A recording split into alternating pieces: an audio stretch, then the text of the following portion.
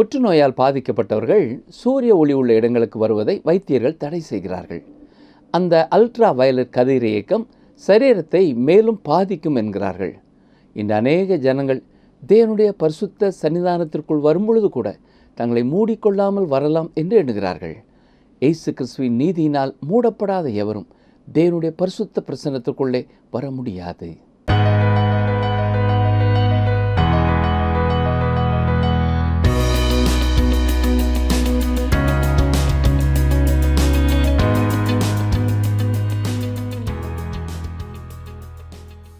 அன்பிற்கினிய நேயர்களே, இன்று நாங்கள் உங்களோடு இணைவதில் மிகுந்த மகிழ்ச்சி அடைகிறோம்.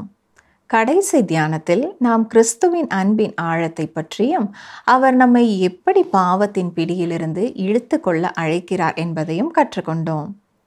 அவர் நமக்கு நேசத்தின் முத்தத்தை அளிப்பவர் என்றும் அவரது நேசம் திராட்சை ரசத்தைப் போல மகிழ்ச்சியை நம்மில் ஊற்றுவதாக பார்த்தோம். அது மட்டுமல்லாமல் கிறிஸ்துவின் நறுமணம் எங்கும் மக்களுக்கு ஆசீர்வாதமாக அமைந்து கொண்டிருக்கிறது என்றும் கற்றுக்கொண்டோம்.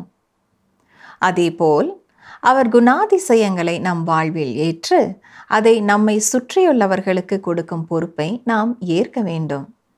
இன்றும் கூட உன்னத பாட்டு 1ஆம் அதிகாரம் 5ஆம் வசனம் முதல் 12ஆம் வசனம் வரை தியானிக்க போகிறோம். பிரியமான வேதாராய்ச்சியர்களே, இன்று நாம் உன்னத பாட்டு 1ஆம் அதிகாரம் 5ஆம் வசனம் முதல் 12ஆம் வசனம் வரை சிந்திக்க போகிறோம். கவனியங்கள், வாசிக்கிறேன். உன்னத பாட்டு 1ஆம் அதிகாரம் 5ஆம் 6ஆம் வசனங்கள். எருசலேமின் குமாரத்திகளே, கேதாரின் கூடாரங்களைப் போலவும் சாலமோனின் திரைகளைப் போலவும் நான் கருப்பாயிருந்தாலும் அழகாயிருக்கிறேன். நான் கருப்பாயிருக்கிறேன் என்று பாராதேயுங்கள். வெயில் என் மேற்பட்டது. என் தாயின் பிள்ளைகள் என்மேல் கோபமாயிருந்து என்னை திராட்சை தோட்டங்களுக்கு காவற்காரியாக வைத்தார்கள். என் சொந்த திராட்சை தோட்டத்தையோ நான் காக்கவில்லை. கேதாரின் கூடாரம் என்பது கருப்பு நிறமான ஆட்டின் தோலை கொண்டு செய்யப்பட்ட கூடாரங்கள். இந்நாட்களிலேயும் இப்படிப்பட்ட கருப்பு நிறமான கூடாரங்களை உடைய நாடோடி மக்களை நீங்கள் அங்கே பார்க்கலாம். இங்கே மணவாட்டி தான் கருப்பு என்று சொல்லும் பொழுது அவளுடைய இனத்தை குறித்து அவள் சொல்லவில்லை. அவள் ஒரு யூத பெண்மணிதான். அவள் தனது கருப்பு நிறத்தை சொல்லுகிறாள். அவளுடைய குடும்பத்தார் சாலமோனுக்கு சொந்தமான ஒரு திராட்சை தோட்டத்தை குத்தகைக்கு எடுத்து பயிரிடுகிறவர்கள். எனவே அவளை அங்கே அந்த குடும்பத்தினர் வேலை வாங்கினார்கள். சூரிய வேலிலே அவள் கருப்பு நிறமானாள். அவள் கருப்பாக இருந்தாலும் அழகாக இருந்தாள்.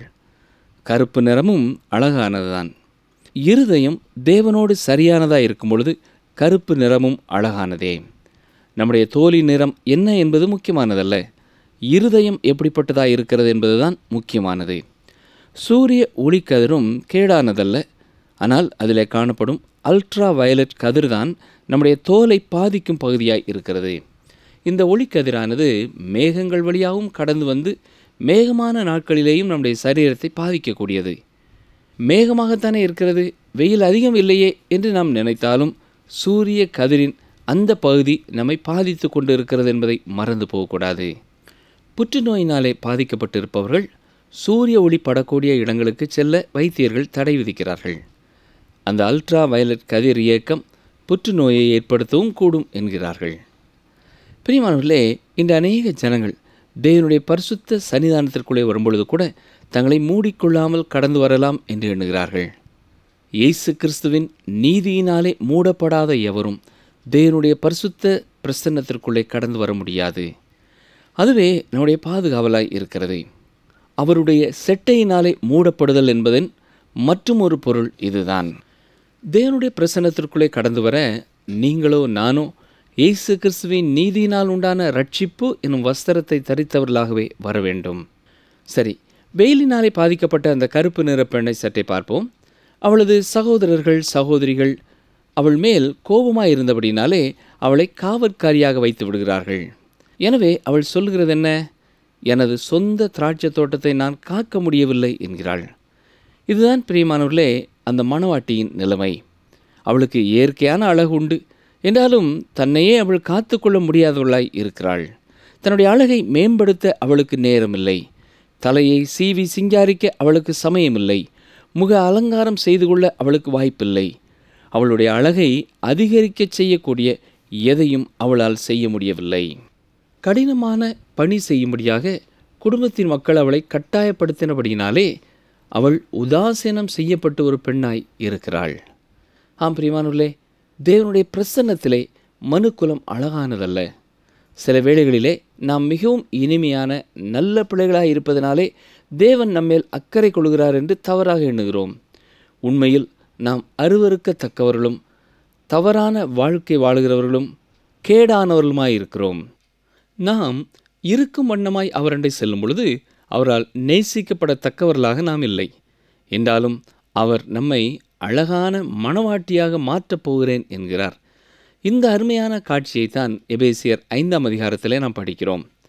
திருச்சபையின் மேல் கிறிஸ்து கொண்டுள்ள அன்பே கணவனின் அன்புக்கு உதாரணமாக சொல்லப்பட்டிருக்கிறது. கவனியங்கள், வாசிக்கிறேன். எபேசியர் 5ஆம் அதிகாரம் 25 முதல் 27 வரை. புருஷர்களே, உங்கள் மனைவிகளில் அன்பு கூறுங்கள், அப்படியே கிறிஸ்துவும் சபையில் அன்பு கூர்ந்து தாம் அதை திருவசனத்தை கொண்டு தண்ணீர் முழுக்கினால் சுத்திகரித்து பரிசுத்தமாக்குகிறதற்கும் கரைதிரை முதலானவைகள் ஒன்றுமில்லாமல் பரிசுத்தமும் பிழையற்றதுமான மகிமையுள்ள சபையாக அதை தமக்கு முன் நிறுத்தி கொள்வதற்கும் தம்மை தாமே அதற்காக ஒப்பு கொடுத்தார். ஆம் பிரியமானவர்களே, கிறிஸ்துவே நம்மை அழகுபடுத்துகிறவராயிருக்கிறார். அவரே நம்மை தம்முடைய மணவாட்டியாக்குவதற்கு என்ன செய்ய வேண்டுமோ அதை செய்தார். எந்த கரை திரையும் இல்லாமல் குற்றமற்றவர்களாக மாசற்றவர்களாக அவரே நம்மை பரிசுத்தப்படுத்துகிறவராயிருக்கிறார். இந்த சூலமித்தியாள் சந்தித்த மெய்ப்பரிடத்திலே என்ன பேசுகிறாள் கவனிப்போம். உன்னத பாட்டு 1ஆம் அதிகாரம் 7ஆம் வசனம். என் ஆத்தும நேசரே, உமது மந்தையை எங்கே மேய்த்து அதை மத்தியானத்தில் எங்கே மடக்குகிறீர்? எனக்கு சொல்லும். உமது தோழரின் மந்தைகள் அருகே அலைந்து தெரிகிறவளைப் போல நான் இருக்க வேண்டியதென்ன? இந்த மெய்ப்பன் வழக்கத்திற்கு மாறுபட்ட ஒரு மெய்ப்பனாய் காணப்படுகிறார். அவள் காணக்கூடிய எந்த ஆடுகளையும் அவரோடே அங்கே காண முடியவில்லை. எனவே அவருடைய ஆடுகளை குறித்த ஒரு கேள்வியை எழுப்புகிறாள். இந்த மெய்ப்பன் தட்டி கழிக்கும் போக்குள்ள ஒரு மெய்ப்பனைப் போல தெரிகிறார். இங்கே மேல்மட்டமாக மட்டும் பாராமல் சற்றே ஆழமாக மிக முக்கியமான ஒரு கருத்தை கவனிப்போம். இயேசுவும் தன்னை ஒரு மெய்ப்பன் என்று கூறியிருக்கிறார். யோவான் 10ஆம் அதிகாரம் 14 மற்றும் 16 வசனங்களை வாசிக்கிறேன், கவனியுங்கள். யோவான் 10, 14, 16. நானே நல்ல மெய்ப்பன், பிதா என்னை அறிந்திருக்கிறது போலவும் நான் பிதாவை அறிந்திருக்கிறது போலவும் இந்த தொழுவத்தில் உள்ளவைகள் அல்லாமல் வேறே ஆடுகளும் எனக்கு உண்டு. அவைகளையும் நான் கொண்டு வர வேண்டும். அவைகள் என் சத்தத்துக்கு செவி கொடுக்கும். அப்பொழுது ஒரே மந்தையும் ஒரே மெய்ப்பனும் ஆகும். சூலமித்தியாள் கேள்வி எழுப்பினதைப் போலவே நாமும் மற்ற ஆடுகள், அதாவது அவருடைய மந்தையிலே இல்லாத ஆடுகளை குறித்து கேள்வி எழுப்புகிறோம். அவர்கள் நித்தியமாய் தொலைந்து போனவர்களா? தேவன் எப்படி தன்னுடைய ஆடுகளை தெரிந்து கொள்கிறார்? அவர்கள் ரட்சிக்கப்பட்டிருக்கிறார்களா? இவர்கள் ரட்சிக்கப்பட்டிருக்கிறார்களா என்று நமக்குள்ளே கேள்விகள் எழும்புகின்றன.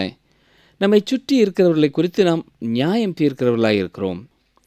இயேசு கிறிஸ்துவிலே மற்றவர்கள் எப்படி இருக்கிறார்கள் என்பதை குறித்து கேள்வி எழுப்புவதற்கு பதிலாக நாம் அவருடைய ஆடுகளாய் இருக்கிறோமா என்பதை குறித்த உறுதியுள்ளவர்களாய் இருக்க வேண்டியது அவசியம். அதுதான் சரியான ஒரு எண்ணம். இங்கே அந்த மெய்ப்பன் பதில் உரைக்கிறார், கவனியுங்கள். உன்னத பாட்டு 1ஆம் அதிகாரம் 8ஆம் வசனம். ஸ்திரீகளில் ரூபவதியே, அதை நீ அறியாயாகில் மந்தையின் காலடிகளை தொடர்ந்து போய் மேய்ப்பர்களுடைய கூடாரங்கள் அண்டையில் உன் ஆட்டுக்குட்டிகளை மேயவிடு. இன்றும் ஆண்டவராய் இயேசு கிறிஸ்து நம்மிடத்திலே கூறுவதும் இதுதான். ஆட்டுக்குட்டிகளை மேய்ப்பாயாக. நம்முடைய ஆட்டுக்குட்டிகள் மேய்க்கப்பட வேண்டியதாய் இருக்கிறது. பிரியமானவர்களே, நாம் அனைவருமே இந்த வட்டத்திற்குள்ளே தான் வருகிறோம். நம் ஒவ்வொருவருக்கும் உணவு தேவை. 1 பேதுரு 2ஆம் அதிகாரம் 3ஆம் வசனத்தை பாருங்கள். நீங்கள் வளரும்படி புதிதாய் பிறந்த குழந்தைகளைப் போல திருவசனமாகிய களங்கமில்லாத ஞான பாலின் மேல் வாஞ்சையாயிருங்கள். இந்த வசனத்தின் பின்பகுதியிலே சொல்லப்பட்டிருப்பது என்ன? மேய்ப்பர்களுடைய கூடாரங்கள் அண்டையில் உன் ஆட்டுக்குட்டிகளை மேயவிடு. கவனித்தீர்களா? மேய்ப்பர்களுடைய கூடாரங்கள் அண்டையில் விசுவாசிகள் தங்கள் மேய்ச்சலை பெற்றுக்கொள்ள வேண்டியவர்களாய் இருக்கிறார்கள். அந்த இடத்திலே தான் வழக்கத்திற்கு மாறாக பச்சை பசேலென புல் கிடைக்கும். பிரியமானவர்களே, கர்த்தருடைய வார்த்தையை நாம் உட்கொள்கிறவர்களாய் இருக்க வேண்டும். கர்த்தருடைய வார்த்தை உங்களுக்கு சந்தோஷத்தை கொடுக்கும் என்று மற்றவர்களிடத்திலே நாம் சொல்ல முடியாது. முதலாவது நாம் வேத வசனங்களை நன்றாக உட்கொள்ள வேண்டும். பின்னர் அந்த கர்த்தருடைய வார்த்தைகளை நாம் மற்றவர்களுக்கு கொடுக்க வேண்டும். மணவாளனாகிய கிறிஸ்துவுக்கு கொடுக்கப்படும் மணவாட்டி இன்று கர்த்தருடைய வார்த்தைகளை மற்றவர்களுக்கு கொடுக்கிறவர்களாய் இருக்க வேண்டும். விசுவாசிகளின் ஐக்கியமாகிய பல திருச்சபைகள் இன்று இந்த பணியை செய்ய தவறியதாய் காணப்படுகிறது. அருமையான சகோதரனே, சகோதரியே, நீங்கள் ஒரு விசுவாசியாய் இருப்பீர்கள் என்றால் கர்த்தருடைய வார்த்தையை மற்றவர்களுக்கு கொடுப்பதிலே உங்களுடைய பங்கு என்ன என்பதை உணர்ந்திருக்கிறீர்களா? நீங்கள் ஒருவேளை ஒரு திருச்சபையின் தலைவராய் அல்லது போதகராய் இந்த வார்த்தைகளை கேட்டுக்கொண்டிருக்கலாம். உங்கள் திருச்சபை கர்த்தருடைய வார்த்தையை மற்றவர்களுக்கு கொடுப்பதிலே என்ன பங்கு வகிக்கிறது? இதை குறித்து நீங்கள் சிந்தித்து செயல்பட வேண்டியது அவசியமானது. தொடர்ந்து 8வது வசனத்திலே, ஸ்திரீகளில் ரூபவதியே அதை நீ அறியாயாகில் என்று ஒரு வாக்கியத்தை பார்க்கிறோம். பிரியமானவர்களே, எந்த ஒரு காரியத்தையும் நாம் தெளிவாக அறிகிறவர்களாக இருக்க வேண்டும். அதாவது, நான் அறியாத காரியங்கள், நான் அறிந்திருக்கிற காரியங்களை தொந்தரவு செய்கிறதாக, கெடுக்கிறதாக இருக்கக்கூடாது. கிறிஸ்து உங்களுக்காக மரித்தார் என்பதை நீங்கள் அறிந்திருக்கிறீர்களா? நீங்கள் அவர் மேல் பூரண நம்பிக்கை வைத்திருக்கிறீர்களா என்பதை அறிந்திருக்கிறீர்களா? நீங்கள் அவரை சார்ந்து வாழ்கிறீர்களா? என் மீட்பர் உயிரோடு இருக்கிறார் என்பதை நான் அறிவேன் என்று சொல்லக்கூடும் என்றால், நான் விசுவாசிப்பவர் இன்னார் என்று அறிந்திருக்கிறேன் என்று சொல்லக்கூடியவர்களாக இருப்பீர்கள் என்றால், அதற்காக ஆண்டவருக்கு ஸ்தோத்திரம். தெரிந்தெடுத்தலை குறித்து அப்போஸ்தலனாகிய பவுல் தனக்கு எல்லாம் தெரியும் என்று கூறவில்லை. எனவே நாமும் அறிந்திருக்கிற காரியங்களை அறியாத காரியங்கள் தொந்தரவு செய்யாதபடி பார்த்து கொள்ள வேண்டும். இங்கே அதைத்தான் மெய்ப்பர் அந்த பெண்ணிடத்திலே கூறுகிறார். உனக்கு தெரியாததை குறித்து கவலைப்படாதே, உன் ஆட்டுக்குட்டிகளை மேயவிடு, அதுவே உன்னுடைய பொறுப்பு. வயதான நிலைமையிலே படுக்கையிலே இருக்கும் ஒரு பெண்மணி ஒவ்வொரு மாதமும் சுமார் 1000 மக்களோடு தொடர்பு கொண்டு இந்த வேத பாட நிகழ்ச்சியை நீங்கள் கேட்டு இருக்கிறீர்களா என்று அறிமுகம் செய்கிறவர்களாய் இருக்கிறார்கள். ஆம் பிரியமானவர்களே, அவர்கள் ஒரு உண்மையான ஊழியக்காரியாய் இருக்கிறார்கள். நான் வீட்டிற்குள்ளே தானே இருக்கிறேன், என்னால் என்ன செய்ய முடியும் என்று நீங்கள் கலங்க தேவையில்லை. கடிதத்தின் மூலமாகவோ, SMS மூலமாகவோ, தொலைபேசி மூலமாகவோ, இன்டர்நெட் மூலமாகவோ, இமெயில் மூலமாகவோ நீங்கள் அனுபவிக்கும் இந்த கர்த்தருடைய வார்த்தைகளை மற்றவர்களும் கேட்க அறிமுகப்படுத்தலாமே. வீட்டிற்குள்ளே இருந்து மற்றவர்களுக்கு இந்த கர்த்தருடைய வார்த்தையை அறிமுகப்படுத்துகிறவர்கள் தங்களுக்கு தெரியாததை குறித்து கேள்வி கேட்டுக்கொண்டு இருக்கவில்லை, தங்களுக்கு தெரிந்திருக்கிற காரியத்தை குறித்து அறிவிக்கிறவர்களாய், ஆசீர்வாதங்களை அனைவருக்கும் பகிர்ந்து கொடுக்கிறவர்களாய் இருக்கிறார்கள். அப்படிப்பட்ட காரியத்திலேயே தங்கள் நேரத்தை செலவு செய்கிறார்கள். இதைத்தான் அந்த பெண்மணி செய்யும்படியாக மீட்பர் அவளிடத்திலே கூறினார். மற்ற ஆடுகளை குறித்து நீ கேள்வி கேட்டுக்கொண்டு இருக்க வேண்டாம், உன் ஆட்டுக்குட்டிகளை மேயவிடு. யார் யாருக்கு வசனத்தை கொடுக்க முடியுமோ அதை நீ கொடுத்து விடு என்று கூறுகிறார். தொடர்ந்து உன்னப்பாட்டு 1:9 பாருங்கள். என் பிரியமே, பார்வோனுடைய ரதங்களில் பூண்டிருக்கிற பரிகள் பவுஞ்சுக்கு உன்னை ஒப்பிடுகிறேன். ஏற்கனவே நாம் முன்பு கூறியது போல, பிரியமே என்று அழைப்பது மணவாளன் மணவாட்டியிடம் பேசுகிறார் என்பதை குறிக்கிறது. நேசரே என்று சொல்லும் பொழுது மணவாட்டி மணவாளனிடம் பேசுகிறார். இங்கே மணவாட்டியை பார்வோனுடைய ரதங்களிலே பூட்டியிருக்கிற குதிரைகளுக்கு ஒப்பிடுகிறார். மூசையும் இஸ்ரவேல் ஜனங்களும் செங்கடல் அருகே வந்தபொழுது எந்த வகையிலேயும் அவர்கள் பின்னிட்டு திரும்ப முடியாதபடி பார்வோனின் ரதங்கள் வந்து கொண்டிருந்தன. இது பயங்கரமான ஒரு சேனை கூட்டம். அது ஒரு கண்கொள்ளா காட்சி. இங்கே மணவாளனும் மணவாட்டியின் அழகை குறித்து சொல்லும் பொழுது அவள் கண்கொள்ளா காட்சியாய் இருக்கிறாள் என்கிறார். அவள் எந்த அழகு நிலையத்திற்கும் சென்று வரவில்லை, தன்னையே குறித்து அவள் அக்கறைப்பட்டு கொள்ளவில்லை. என்றாலும் அதிர வைக்கும் ஒரு இயற்கை அழகுள்ளவளாய் அவள் காணப்பட்டாள். அவள் பார்க்கும் காரியங்களை விவரிக்கிறார். கவனியுங்கள், உன்னைப்பாட்டு 1 அதிகாரம் 10-11 வசனங்கள். ஆபரணாதிகள் பூண்ட உன் கன்னங்களும் ஆரங்கள் பூண்ட உன் கழுத்தும் அழகாயிருக்கிறது. வெள்ளி பொட்டுகள் உள்ள பொன் ஆபரணங்களை உனக்கு பண்ணுவோம். மணவாளன் எத்தனை நெருக்கமான வார்த்தைகளினாலே வர்ணிக்கிறார், கவனித்தீர்களா? ஆபரணங்களினாலே அவளை மூட விரும்புகிறார். ஒரு அன்பு உறவிலே தன் மணவாட்டியினிடத்திலே காணப்படும் அழகை மணவாளன் வர்ணிக்கிறார். திருமணமான சகோதரிகளே, உங்கள் கணவரின் கண்களை நீங்கள் கூர்ந்து கவனித்திருப்பீர்கள். அருமையான கணவன்மாரே, நீங்களும் உங்கள் மனைவியின் கண்களையும் கன்னங்களையும் காதுகளையும் கவனித்து புகழ்ந்திருப்பீர்கள். இங்கே மணவாளன் தன்னுடைய மணவாட்டியை குறித்து பேசிக் கொண்டிருக்கிறார். ஆவிக்குரிய சத்தியத்தை நாம் பார்க்கும் பொழுது மணவாட்டி திருச்சபை. அங்கே ஆண்டவராய் இயேசு கிறிஸ்துவை மணவாளனாய் இருக்கிறார். அவர் திருச்சபையிலே எந்த அழகையாவது பார்க்கிறாரா? நாம் அனைவரும் தொலைந்து போன, அவரை விட்டு தூரம் போன பாவிகளாய் அவர் நம்மை பார்க்கிறார். சூலமித்தியாள் தன்னுடைய அழகை குறித்து அக்கறையற்றவளாய் இருந்தாலும் திருச்சபையின் அழகு அவளுடைய இயற்கை அழகிற்கு கூட ஒப்பிட முடியாததாய் இருக்கிறது. கிறிஸ்துவை கவரக்கூடிய எதுவும் நம்மிடத்திலே இல்லை. அவரிடத்திலே நாம் எதையுமே கொண்டு செல்ல முடியாதவர்களாய் இருக்கிறோம். அவரே எல்லாவற்றையும் நமக்கு தருகிறவராய் இருக்கிறார். இதே காரியத்தை இஸ்ரவேல் மக்களை குறித்து நாம் கூற முடியும். இஸ்ரவேல் ஜனங்களை எகிப்தின் அடிமைத்தனத்திலிருந்து விடுதலை செய்ய அவர் வந்தபோது, நீங்கள் உயர்ந்த ஜனங்கள், எகிப்தியர்களை காட்டிலும் சிறந்தவர்கள், எனவே நான் உங்களை விடுவிக்க வருகிறேன் என்று அவர் கூறவே இல்லை. அவர்கள் அப்படி சிறந்தவர்களும் இல்லை. அவர்களும் குறைபட்டவர்களாக, சிறியவர்களாகவே இருந்தார்கள். நீங்கள் என்னிடத்திலே விசுவாசம் உள்ளவர்களாய் இருந்தீர்கள், உண்மை உள்ளவர்களாக இருந்தீர்கள் என்று சொல்லவில்லை. அவர்கள் அவருக்கு உண்மையாக இல்லை. முற்றிலும் அவரை விட்டு தூரம் போனவர்களாக விக்கிரக வணக்கத்திலே வாழ்ந்து வந்தார்கள். அவர்கள் தேவனை விட்டு விட்டார்கள். தேவனுக்கு தங்கள் முதுகை காட்டினார்கள். ஒழுக்கக்கேடான வாழ்க்கைக்கு தங்களை அர்ப்பணித்திருந்தார்கள். அப்படி என்றால் தேவனை கவர்ந்து இழுத்தது எது? ஏன் அவர் அவர்களோடு தனது நேரத்தை செலவு செய்தார்? மோசேக்கு தேவன் கொடுக்கும் பதிலிலிருந்து இதை நாம் புரிந்து கொள்ளலாம். அப்போஸ்தலர் நடவடிக்கைகளின் புத்தகம் 7ஆம் அதிகாரம் 34ஆம் வசனத்தை கவனியுங்கள். எகிப்தில் இருக்கிற என் ஜனத்தின் உபத்திரவத்தை நான் பார்க்கவே பார்த்து அவர்கள் பெருமூச்சை கேட்டு அவர்களை விடுவிக்கும்படி இறங்கினேன். ஆம் பிரியமானுள்ளே, ஏன் அவர் இஸ்ரவேல் ஜனங்களை விடுவிக்கச் சென்றார்? அதற்கான விடை அவருடைய அன்பும் அவருடைய கிருபையுமே. அவர்களுடைய இழந்து போன நிலைமை அவர்களுக்கு இரட்சிப்பை உண்டு பண்ண அவரை ஏவியது. மட்டுமல்ல, ஆபிரகாமோடு, ஈசாக்கோடு, யாக்கோபோடு அவர் செய்த உடன்படிக்கையையும் அவர் நினைவு கூறுவேன் என்கிறார். கர்த்தர் தம்முடைய வார்த்தை குறித்து உண்மை உள்ளவராயிருக்கிறார். ஒரு காரியத்தை அவர் செய்வேன் என்று கூறுவார் என்றால் நிச்சயமாக அவர் அதை செய்து முடிப்பார். நமது தூரம் போன கெட்டுப்போன நிலைமையை பார்த்து அவர் நமக்காக ஒரு இரட்சிப்பின் மார்க்கத்தை ஏற்படுத்தினார். திருச்சபைக்கான ஒரு வழியை வகுத்தார்.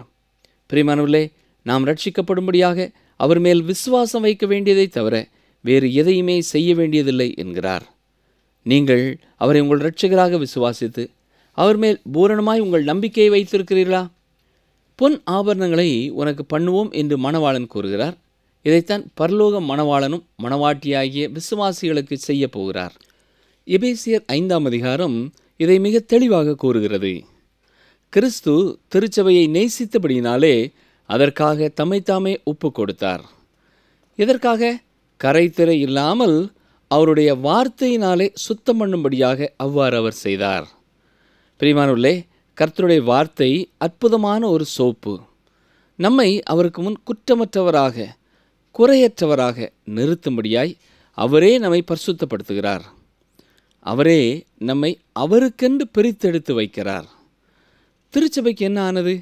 அவரே நம்முடைய மீட்பர். அவரே நமக்கான விலைக்கிரயத்தை செலுத்தினவர்.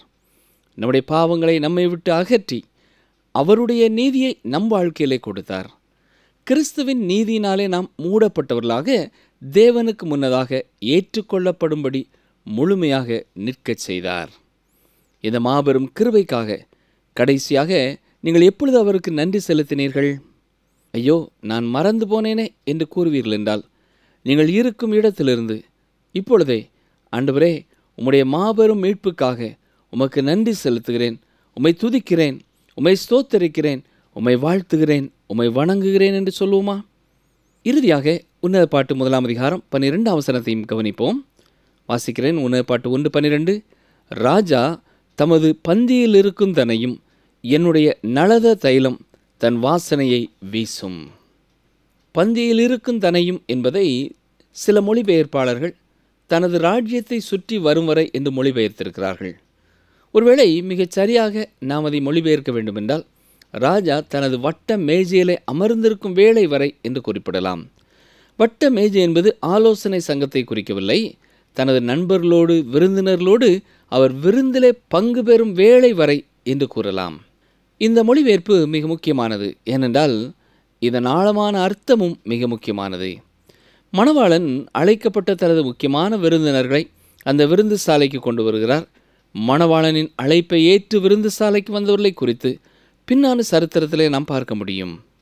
இயேசு கிறிஸ்து பிறந்த பொழுது மலை நாட்டிலிருந்து மேய்ப்பர்கள் அவரது தொழுவத்திலே அவரை காண வந்தார்கள். கிழக்கத்திய தேசத்திலிருந்து ஞானிகளும் அவரை பார்க்க வந்தார்கள். அவ்வாறு வந்தவர்கள் பொன், வெள்ளைப்போளம், தூபவர்க்கம் ஆகிய காணிக்கைகளை படைத்தார்கள்.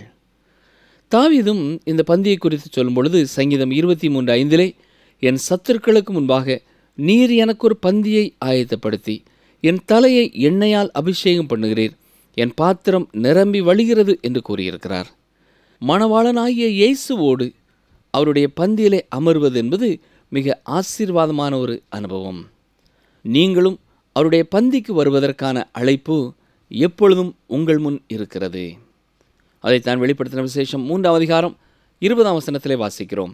ஏதோ வாசற்படியிலே நின்று தட்டுகிறேன், ஒருவன் என் சத்தத்தை கேட்டு கதவை திறந்தால் அவனிடத்தில் நான் பிரவேசித்து அவனுடைய போஜனம் பண்ணுவேன், அவனும் என்னுடைய போஜனம் பண்ணுவான். அருமையான சகோதரனை சகோதரியே, நீங்களும் ஏன் இயேசு கிறிஸ்துவோடு பந்தியிலே அமரக்கூடாது? அவரோடு ஏன் ஐக்கியம் கொள்ளக்கூடாது? அவரோடு பந்தியிலே அமரும் பொழுது அவர் மேல் இருக்கும் நளத தைலம் வாசனையை வீசிக்கொண்டே இருக்கும். அந்த வாசனை தான் கிறிஸ்துவின் வாழ்க்கை. இது எவ்வளவு அற்புதமானது இல்லையா? அதே வாசனை நம்முடைய வாழ்க்கையிலேயும் காணப்பட வேண்டும். அது எப்படி காணப்பட முடியும்? அவரோடு ஐக்கியம் கொள்ள கொள்ள அவர் மேல் இருக்கும் அந்த வாசனை நம்முடைய வாழ்க்கையிலே பிரதிபலிக்கும். அவருடைய வாழ்க்கை நம்முடைய வாழ்க்கையிலே வெளிப்படும். திருச்சபைகளிலே திருவிருந்து ஆராதனை நேரம் மிக உன்னதமான ஒரு நேரம். உங்கள் வாழ்க்கையிலே அது ஒரு வெறும் சடங்காச்சாரமாக இருக்கும் என்றால் அதில் எந்த ஒரு பயனும் இல்லை. ஆனால் ஒவ்வொரு முறை திருவிருந்து ஆராதனையிலே நீங்கள் கலந்து கொள்ளும் பொழுதும் இயேசு உங்களுக்காக சிலுவையில் தொங்கியதை குறித்து உள்ளத்தின் ஆழத்திலிருந்து நீங்கள் நன்றிகளை ஏறெடுக்கும் நிமிடங்களாய் இருக்கட்டும். ஆண்டவரே, நானும் உம்மை நேசிக்கிறேன் என்று சொல்லும் வேளைகளாய் இருக்கட்டும். அருமையான சகோதரனை சகோதரியே, கடைசியாக நீங்கள் எப்பொழுது கர்த்தரை நோக்கி ஆண்டவரே நான் உம்மை நேசிக்கிறேன் என்று கூறினீர்கள்? ஒருவேளை நீங்கள் உங்கள் உள்ளத்திலே அவரை நேசிக்கலாம். ஆனால் அதை நீங்கள் அடிக்கடி வாயை திறந்தும் கூற வேண்டும். காலையிலே எழும்பியவுடன் ஆண்டவரே இன்று நான் உம்மை நேசிக்கிறேன் என்று கூறுங்கள். மதிய வேளையிலே ஆண்டவரே நான் உம்மை நேசிக்கிறேன் என்று சொல்லுங்கள். மாலையிலேயும் ஏன் இரவு நேரங்களிலேயும் கூட உங்கள் இருதயத்தின் அன்பை வார்த்தையின் மூலமாய் அவரோடு கூட பகிர்ந்து கொள்ளுங்கள். இயேசுவோடு ஐக்கிய பந்திலே அமருகிறவர்கள் அவருடைய வாழ்க்கையின் மனம் வீசும் வாழ்க்கை வாழ்வதோடு அவர் மேலுள்ள அன்பை அவரிடத்தில் தெரிவிக்கிறவர்களாயும் வாழ்வோம் என்றால் தேவனுக்கும் நமக்கும் இடையே இருக்கும் உறவானது என்றும் துளிர் விட்டு கொண்டே இருக்கும் ஒரு உறவாய், என்றென்றைக்கும் வளர்ந்து கொண்டே இருக்கும் ஒரு உறவாயும் இருக்கும் என்பதிலே சந்தேகமில்லை. அப்படிப்பட்ட ஒரு வாழ்க்கையை கர்த்தர் உங்களுக்கும் தந்து உங்களை ஆசீர்வதிப்பாராக. ஆமேன். அன்பிற்குரியவர்களே, முந்தைய தியானத்தில் நீங்கள் அநேக விஷயங்களை கற்றுக்கொண்டிருப்பீர்கள் என்று நம்புகிறோம். 5ஆம் 6ஆம் வசனத்தில் சூலமித்தியால் தன் குடும்பத்தாரால் அதிகமாக வேலை வாங்கப்பட்டதாலே அவள் கருப்பு நிறமாக இருக்கிறாள் என்பதை வெளிப்படுத்தினாள். ஆனால் நம் இதயம் தேவனோடு சரியாக இருந்ததானால் நமது நிறம் கருப்பாக இருந்தாலும் அது அழகானதே. அவளை குறித்து அதிகமாக பார்த்து கொள்வதற்கு அவளுக்கு சமயமில்லை. அவளுடைய குடும்பத்தினராலே அவள் கொடுமைப்படுத்தப்பட்டபடியினாலே அவள் அதிகமாக உதாசீனப்படுத்தப்பட்டவளாக இருந்தாள். இதே போல நாமும் தேவனுடைய பிரசன்னத்திற்குள்ளே வரும்பொழுது நாம் நல்லவர்களாக இருப்பதினாலேயே தேவன் நம் ஜெபத்தை கேட்கிறார் என்று தவறாக புரிந்து கொண்டுள்ளோம். அப்படி அல்ல. ஏனென்றால் நாம் அனைவரும் பாவிகளாய் இருக்கிறோம். நாம் தேவனுடைய சந்நிதியில் நம்முடைய சுயநீதியோடு வர முடியாது. இதைத்தான் எபேசியர் 5ஆம் அதிகாரம் மிகவும் அழகாக எடுத்து பேசுகிறது. அதாவது கிறிஸ்து தன்னுடைய சபையின் மேல் கணவன் எப்படி மனைவியின் மேல் அன்பு கூறுகிறானோ அந்த அன்பை கிறிஸ்துவானவர் சபையின் மேல் வெளிப்படுத்தியுள்ளார் என்று கூறுகிறது. கிறிஸ்து தன்னுடைய நீதியினாலே நம்மை அழகுபடுத்துகிறவராக இருக்கிறார். ஆகவே நாம் நம்முடைய சுயநீதியினாலே அழகுபடுத்த இயலாது. 7ஆம் வசனத்திலே அவள் மேய்ப்பனான மணவாளனை பற்றி விவரிக்கிறாள். இதன் மூலம் நாம் ஒரு ஆழமான காரியத்தை கவனிக்க வேண்டும். இயேசுவானவரும் தன்னை மெய்யான மேய்ப்பன் என்றே கூறுகிறார். பின்னர் சூலமத்தியால் கேள்வி எழுப்பினது போலவே நாமும் அவருடைய மந்தையில் இல்லாதவர்களை குறித்து கேள்வி எழுப்புகிறோம். இதன் மூலமாக நாம் நம்மை சுற்றி இருப்பவர்களை நியாயம் தீர்க்கிறவர்களாக இருக்கிறோம். இதற்காகத்தான் தேவன் நம்மை பார்த்து சொல்கிறார், நீ என் ஆட்டை மேய்ப்பாயாக. நாம் பிறரை குறித்து குறை கூறுவதையும் அவர்களை நியாயம் தீர்ப்பதையும் விட்டுவிட்டு அவர்களை கிறிஸ்துவுக்குள் வழிநடத்த பாடுபடுகிறவர்களாக இருக்க வேண்டும். இதற்கு நாம் கர்த்தருடைய வார்த்தையை முதலாவதாக நன்றாக உட்கொண்டு பின் அதை பிறருக்கும் உட்கொள்வதற்கு கொடுக்க வேண்டும். மேலும் எந்த ஒரு காரியத்தையும் நாம் தெளிவாக அறிந்து கொள்ள வேண்டும் என்பதை குறித்து கற்றுக்கொண்டோம். 11ஆம் வசனத்திலே மணவாளன் தன்னுடைய மணவாட்டியை புகழ்ந்து பேசுகிறார். இதை ஆவிக்குரிய கண்ணோட்டத்தில் பார்க்கும் பொழுது கிறிஸ்துவானவர் நம்முடைய அழகை பார்த்து புகழ்ந்து மெச்சிக்கொள்கிறார். ஆவிக்குரிய விதத்தில் அழகு என்பது எது? நாம் அவருடைய சாயலில் ஒவ்வொரு நாளும் வளர்வதே. நாம் பாவிகளாக பாவத்தில் உழன்று திரிந்தாலும் நம்மை அன்போடு அரவணைத்து அவருடைய சாயலில் நம்மை ரசிக்கிறார். நன்கு கவனித்து பாருங்கள். இஸ்ரவேல் ஜனங்கள் எத்தனையோ முறை தேவனுக்கு புறமுதுகை காட்டினாலும் அவர் அவர்களுக்கு உண்மையுள்ளவராகவே இருந்தார். ஆகவே அவருடைய சாயலில் ஒவ்வொரு நாளும் வளருவோம். அவர் முன்பதாக அழகாக காட்சியளிப்போம். மிகுந்த மனத்தாழ்மையும் சாந்தமும் நீடிய பொறுமையும் உடையவர்களாய் அன்பினால் ஒருவரையொருவர் தாங்குங்கள். எபேசியர் 4:2.